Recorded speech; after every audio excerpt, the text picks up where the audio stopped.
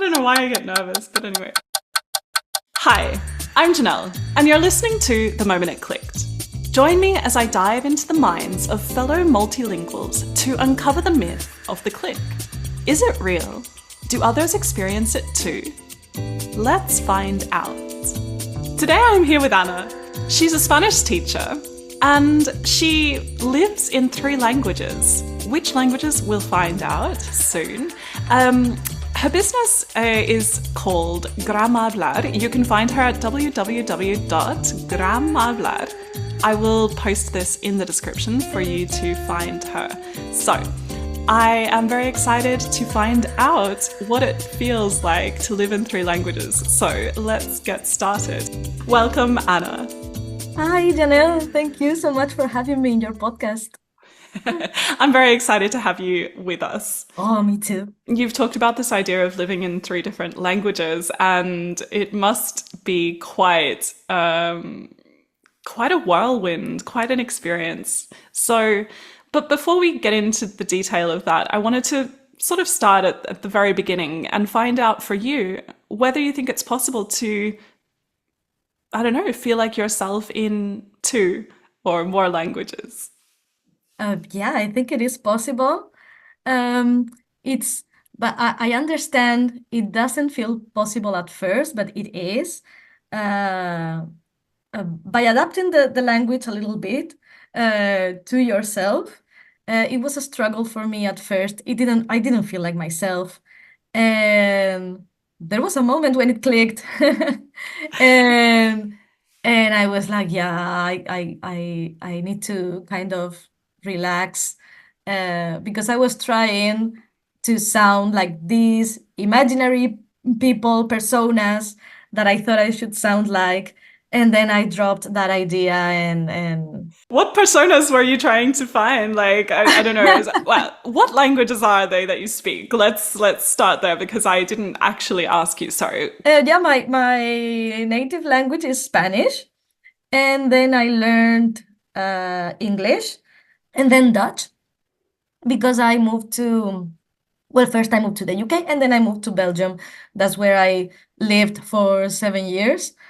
And so, for example, when I was working in the UK, this persona that I thought I had to sound like uh, was like a very RP person, very polite, very refined, and very like with the most perfect pronunciation, which was really difficult for me as a Spanish native speaker because the sounds are so different in both in those 2 languages.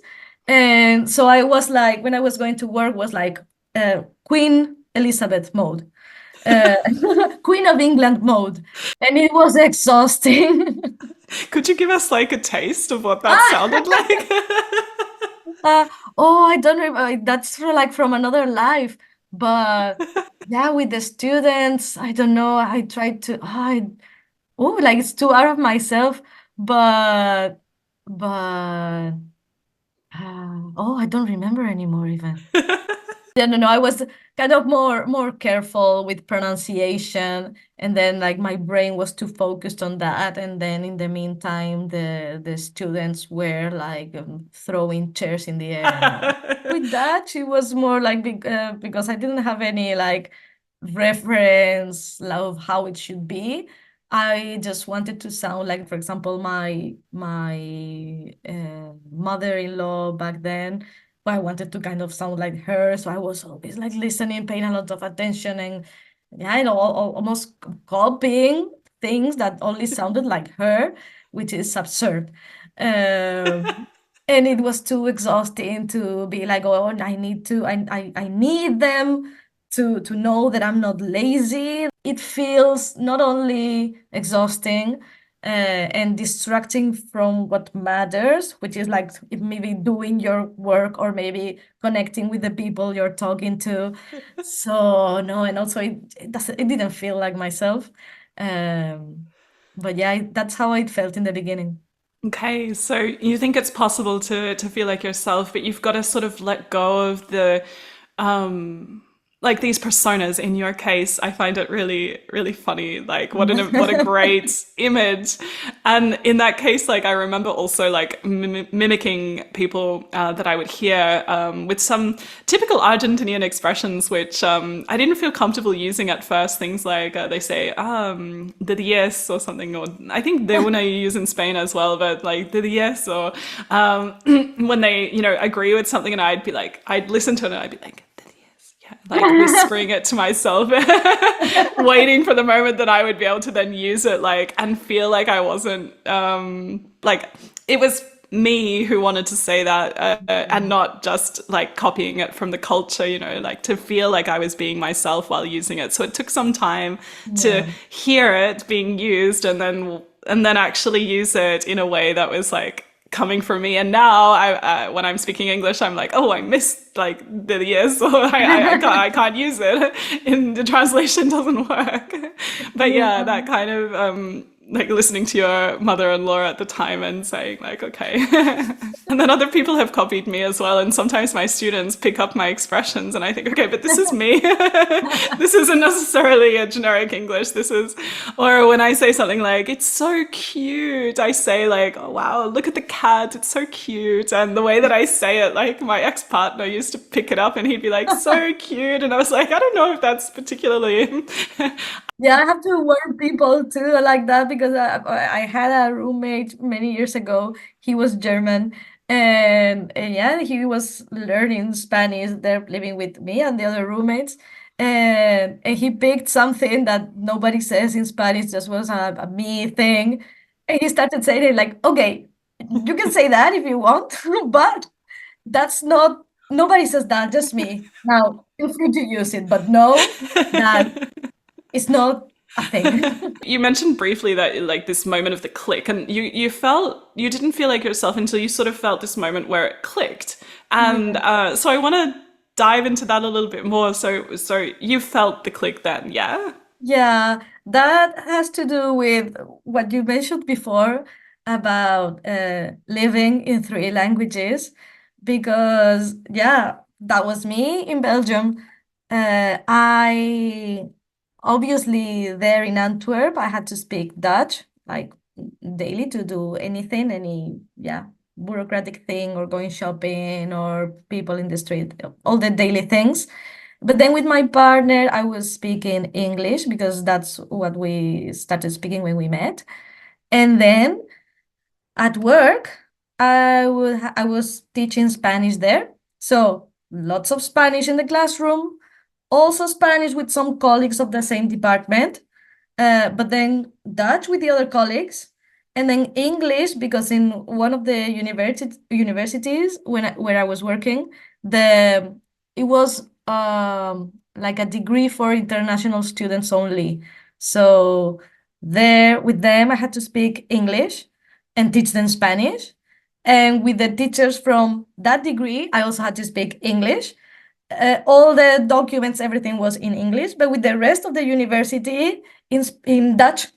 So it was every day was many instances of the three languages. It was not clear that okay, Dutch is for work, English is for family life, Spanish is for my friends back in Spain and for the lessons. No, no, no. It was constantly switching. There was no clear, like a clear boundary where I use this. Or, no, no, no, no. It was constant. Um, And so how did you manage that? Like what changed, or yeah, how did you manage that in the beginning, and then what happened? in the beginning, just it was a lot of yeah, I didn't notice I was maybe speaking the language I was speaking 5 minutes ago until people were looking at me like, I don't understand you. And then, okay. Okay, now Dutch now, or English now, or Spanish now. And and yeah, that way it was, if it was exhausting before, this was even more exhausting. And then yeah, it took kind of a like when it clicked, the moment it clicked, I kind of adopted a new referent, and I started speaking a little bit Sofia Vergara style. I stopped worrying so much about the perfect pronunciation and the perfect intonation, although I was still working on it, um, and started relaxing a bit more, focusing more on just what I wanted to say and how I wanted to sound and come across. Um, yeah, also like some other things like using my Spanish expressions. Sometimes I would just use them and translate them for them, like so they would know exactly what I meant. And it worked. This is how you know exactly how I feel or what I'm thinking. Yeah, yeah, it's really, really interesting. So this process, the moment it clicked for you, because a part of each episode is this question. It's very interesting to hear different people's responses, and in your case, you felt the click in a way that's sort of where you've been involved in that it wasn't necessarily an external kind of thing. It was more of a decision. This is what it sounds Yeah. like. Correct me if I'm No, wrong, yeah, but it was like that. It was the decision of I'm not enjoying this. I'm yeah, I'm not enjoying talking to this person. I don't even remember what they said anymore. And it was like 2 seconds ago. So yeah, it was not worth it, I thought. So yeah, it was a bit like that. yeah. Hmm. You're sort of touching a little bit on this because it's so personal, your moment of the click, or this sort of decision that you took in order to feel yourself. How do you feel then? Like, what emotions do you feel when you speak your second and third languages? Um, I still I still feel quite insecure when I speak other languages. It's it's difficult speaking other languages. I feel also quite proud of myself. I feel insecure and proud at the same time because it's so nice speaking languages. It's difficult, but it's so nice. It feels so good. But I think I'm always going to feel insecure. Taking this insecurity that you've mentioned, I want to sort of take that to the next topic of creativity. I wonder if they're related in some way, if you can turn that insecurity into creativity. But I'm wondering whether you think that two or more languages makes you more creative. Oh yeah, totally. And I also think that it's uh, kind of linked, that insecurity with the creativity, and of course with speaking more languages, because it's not like it's not when you speak more languages, you don't have just your language translated. There's so many other things that are unique and so many, and it's completely cultural shaped. So it includes different ways to see things and see the world. And I think when I've been creative with language, like for example, yeah, adapting language a little bit to myself, adapting expressions, it's all thanks to that, to what every language can give me Yeah. that I cannot find in other languages. And kind of like the motivation for that is probably that insecurity, because it's like, okay, I need something that works for myself. And then you create something, or you take something and you transform it.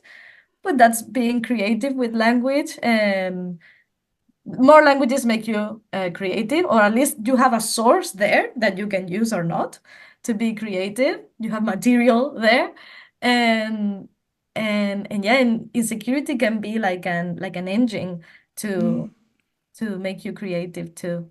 Mm. And so what then would be your definition of creativity? Like I think of creativity like very literally. Being creative is to create. Um, you need something, it doesn't exist, you create it.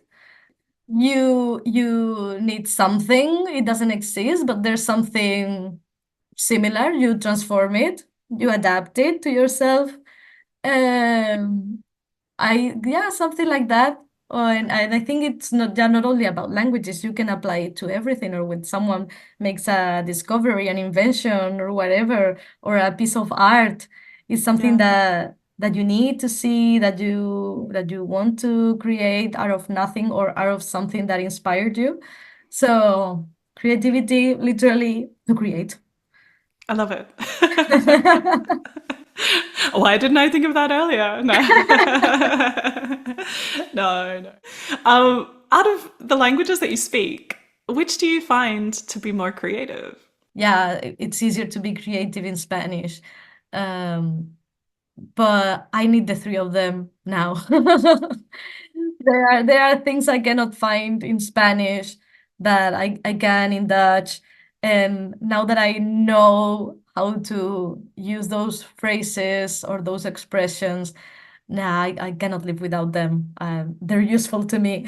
So yeah, they're in my brain. And so maybe the expression, the final expression is in Spanish, but it has been, yeah, it has been impacted by those other languages. Yeah. Yes. And I incorporate it, but I'm completely conscious about it. And I also do it same as I would translate the Spanish expressions that I wanted to use to sound like myself.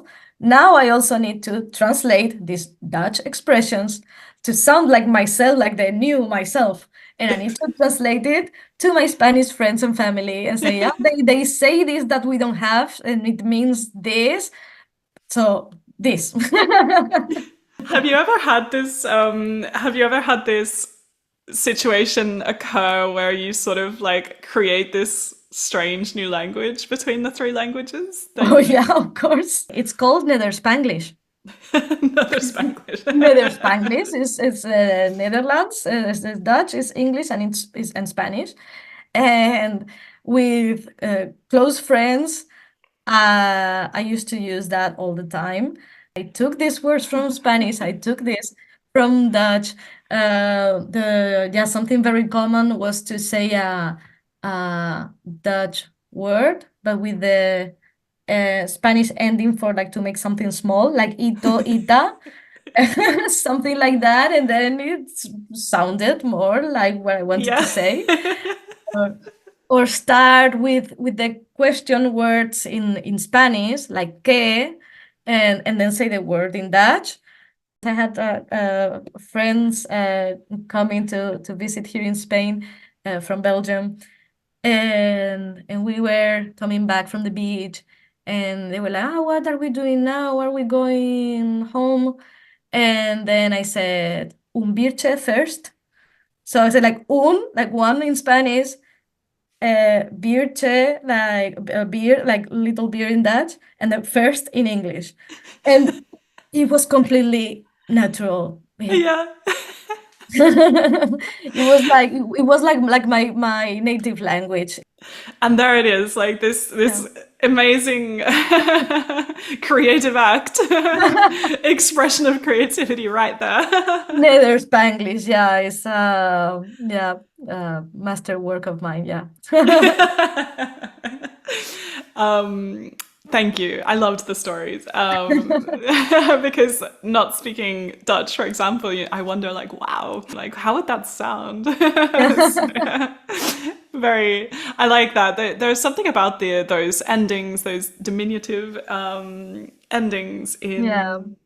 I in would do it Spanish. both ways also. Sometimes Spanish words with the ch, that is like the small suffix in Dutch, or the Dutch word with the ito suffix from Spain. Yes, from Spanish. I love it. I love that there are other languages that have this like suffix in English. It's so boring. Yeah, a little bit. It's so much more exciting. And then, yeah, people find it funny and ask, and then like, oh, and they repeat it and start making their own thing. It's a lot of fun. It's so cool. It's so cool. Okay, the last question that I have for you. If you were the owner or developer of a project and that project was in your first language, and you had the desire to sort of share that with the rest of the world, but you couldn't do it yet. Why English? Well, I would have two reasons that would really motivate me to do it. Like, one would be the that it would be, I guess, easier for people to access it, and but also it would be something good for me and also for the people, for the clients, let's say. It would be something very, how to say, um, very enriching for me, a door to something, to another world, and to be able to use that language and in something that was related to my work. That would be amazing, I think. It would be, yeah, like exploring a new world, kind of. Thank you. Really, really interesting. So there isn't much more to say. It was fantastic talking to you. This is like, yeah, language, one of my favorite topics. So thank you so much again for having me, because it was really interesting. It was really nice to share my stories with someone that I know that is going to relate for sure. And so yeah, it was so nice. Thank you. Thank you for coming. Thank you for joining us. And thank you for, I think you will have inspired a lot of people with your different perspectives as well, in terms of lowering perhaps a little bit of our standard, our perfectionism, in order to be able to connect with ourselves and speak that second language. So I think, or third language, or fourth, or fifth. People listening, you are not alone. You can do it. You can do it. Find your balance, find what works for you. And enjoy talking, enjoy everything that comes with speaking another language. So just enjoy it. Thank you. I think that's a perfect place to finish. I'm Janelle, and you've been listening to The Moment It Clicked. If you've enjoyed this podcast, please subscribe, rate it, and leave a review. You can catch the latest episodes, bonus content, and apply to become a guest on the show at www.english-creative.com/podcast. There are so many door-opening opportunities when you are able to talk about your project in English. The question is, are you ready? Head over to www.english-creative.com for your free I'm Ready roadmap, your first step towards transforming your project into English. I can't wait to connect with you there. Until next time, keep exploring, stay curious, and let your creativity shine in every language.